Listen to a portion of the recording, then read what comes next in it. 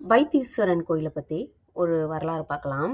வைத்தீஸ்வரன் கோயில் பார்த்திங்கன்னா, திருஞான சம்பந்தர், திருநாவுக்கரசர் 2 பேராலையுமே தேவாரம் பாடல் பெற்ற ஒரு தலமாக அமைஞ்சிருக்கு. இந்த தலம் பார்த்திங்கன்னா, மூலவர் யாருன்னு பார்த்திங்கன்னா வைத்தியநாதர்.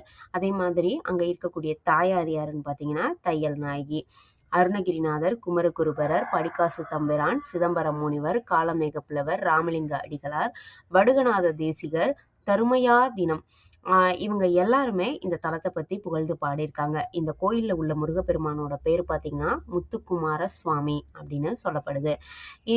இந்த குமரகுருபரர் அப்படின்ற அடிவர் வந்து முத்துக்குமார சுவாமி பிள்ளைத்தமிழ் அப்படின்ற நூலை பாடியிருக்காரு.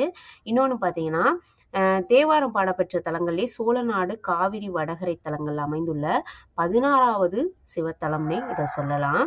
இந்த கோயில் பார்த்தீங்கன்னா மயிலாடுதுறை மாவட்டம், சீர்காழி வட்டம், வைத்தீஸ்வரன் கோயில் அப்படின்ற ஊரில் தான் இருக்குது.